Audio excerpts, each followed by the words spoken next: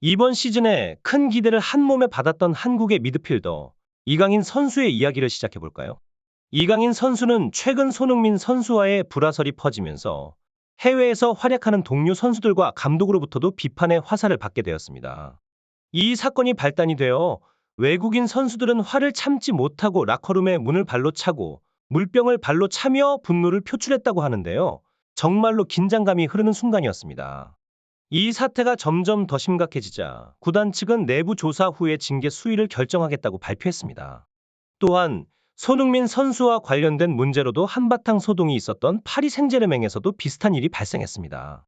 프랑스 국적의 공격수가 이강인 선수의 행동에 대해 불만을 공개적으로 드러내며 이 또한 논란의 중심에 섰습니다. 한국인으로서 이강인 선수의 행동이 우리나라의 정서에 어긋나지 않는지 스포츠 사커의 깊은 분석을 통해 살펴보겠습니다. 그리고 아시아컵 4강전에서 요르단을 상대로 한 아쉬운 패배 후 이강인 선수에 대한 파리 생제르맹의 대응이 이례적이었다는 사실. 파리 생제르맹 리포트에 따르면 이강인 선수가 훈련에 참여하지 않았던 이유에 대해 기자들의 질문이 쇄도했지만 리케 감독은 이강인 선수가 길고 힘든 아시안컵 대회를 마친 후 휴식이 필요하다며 구체적인 이유를 밝히지 않아 많은 이들의 궁금증을 자아냈습니다. 특히 이강인 선수의 몸 상태가 좋아서 빠른 복귀가 예상되었음에도 불구하고 예상보다 복귀가 지연되면서 갑작스럽게 복통을 핑계로 들었다는 점에서 많은 의문점을 남겼습니다. 2월 7일에 펼쳐진 요르단전 이후 이강인 선수는 곧장 프랑스로 돌아가 다음 경기 준비에 나섰어야 했습니다. 그러나 놀랍게도 14일에 열린 레알 소시에다드와의 경기에서도 이강인 선수의 결장이 확정되었죠. 이 사태가 세상에 알려지기 바로 전 프랑스 축구계 전문가들 사이에서는 이강인 선수에게 무슨 문제가 생긴 것이 아닌가 하는 소문이 조심스럽게 퍼지기 시작했습니다. 그 당시에는 아무도 정확한 이유를 모르는 상태였지만 이강인 선수와 관련된 논란이 퍼지면서 모든 퍼즐 조각이 서서히 맞춰지기 시작했습니다. 리케 감독은 사실 이강인 사건에 대해서 이미 알고 있었으며 PSG 내부에서도 불만이 폭발하기 시작하자 이강 넘는 선수단을 실험적으로 가동하기 시작했다고 합니다. 실제로 PSG는 리옹을 3-1로 이기며 승리를 가져갔고 이어진 레알 소시에다드와의 챔피언스 리그 16강 1차전에서도 2-0으로 승리하며 이강인이 없어도 팀이 정상적으로 돌아갈 수 있다는 것을 증명했습니다. 그리고 마지막 시험 무대로 낭트와의 리그 2라운드에서 이강인 선수를 선발로 투입하는 모험을 감행했죠. 특히 충격적이었던 것은 최근 이강인 사태로 인한 불만과 레알 마드리드로의 이적설 등 여러 문제가 얽혀있는 음바페가 벤치에서 경기를 시작했다는 점입니다. 이것은 팀 내의 불화를 초래하는 선수를 극도로 싫어하는 음바페의 성격을 엿볼 수 있는 중요한 단서였습니다. 한국 내 여론은 이 사태에 대해 큰 충격을 받았지만 이강인 선수는 아무 일도 없었다는 듯이 여유롭게 등장해 모두를 놀라게 했습니다. PSG 팬들 사이에서도 이에 대한 정확한 정보가 부족한 상황이었습니다.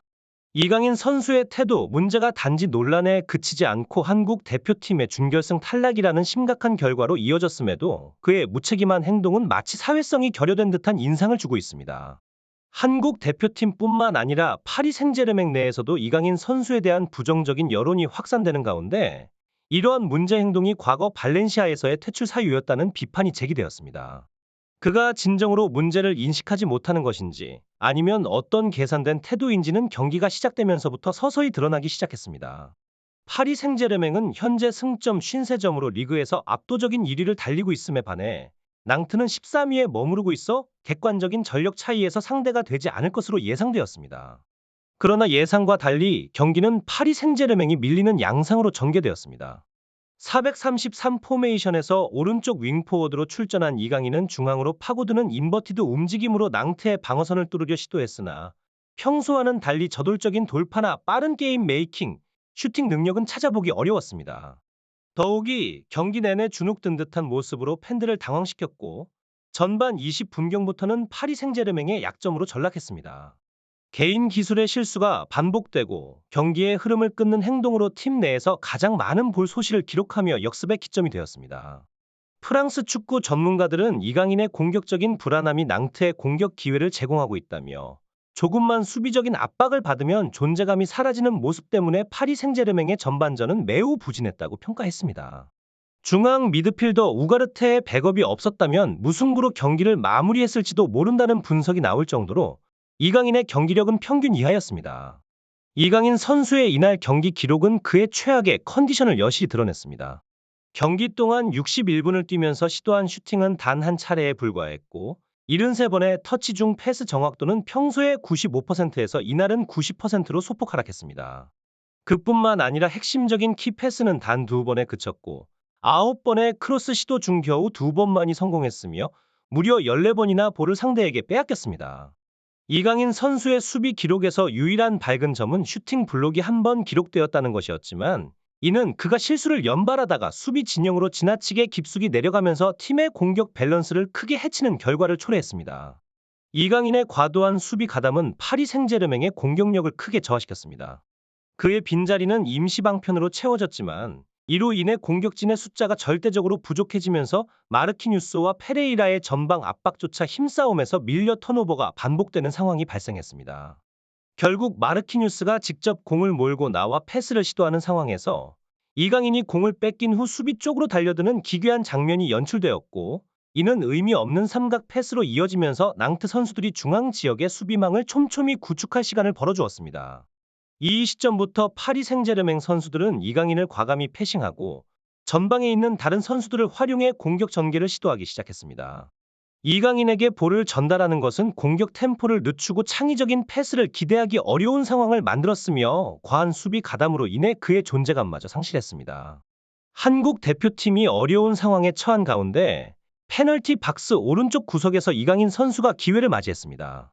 그의 앞에는 4명의 수비수가 프리킥 벽처럼 대기하고 있었고 그와는 대조적으로 손흥민 선수가 노마크 상태로 기회를 엿보고 있었습니다. 일반적인 상황에서라면 손흥민 선수에게 패스를 하는 것이 당연한 선택이었겠지만 이강인 선수는 예상치 못하게 수비벽 쪽으로 공을 강하게 차보내는 이해할 수 없는 선택을 했습니다. 이 시도는 당연히 수비벽에 막혀 바로 라인 아웃이 되고 말았고 이후 한국 대표팀은 오랫동안 추가 기회를 만들어내지 못하며 결국 패배하고 말았습니다. 문제는 이런 행동이 한두 번이 아니라는 것입니다. 심지어 김민재 선수마저 이강인 선수를 무시하는 장면이 포착되는 등 발렌시아 시절부터 팀 동료들 사이에서 이강인 선수를 팀원으로서 인정하기 어렵다는 소리가 나오기도 했습니다. 호주와의 경기에서 손흥민 선수가 얻어낸 페널티킥을 황희찬 선수에게 양보하는 과정에서도 이강인 선수가 쓸데없이 개입해 분위기를 어색하게 만드는 등 이강인 선수의 행동이 논란이 되었습니다. 만약 황희찬 선수가 그 페널티킥을 실축했다면 이강인 선수의 부적절한 행동은 더 큰 문제로 남았을 것입니다. 이러한 욕심 많고 주저하는 태도로 인해 공을 빼앗기고 치명적인 역습 상황을 초래하자 벤치에서 경기를 지켜보던 음바페 선수는 더 이상 참지 못하고 코치에게 이강인 선수를 교체하고 자신을 투입할 것을 요청하기에 이릅니다. 이때 음바페 선수의 요청에서 이강인 선수와 함께 뛰기를 거부하는 강한 의지를 엿볼 수 있었습니다.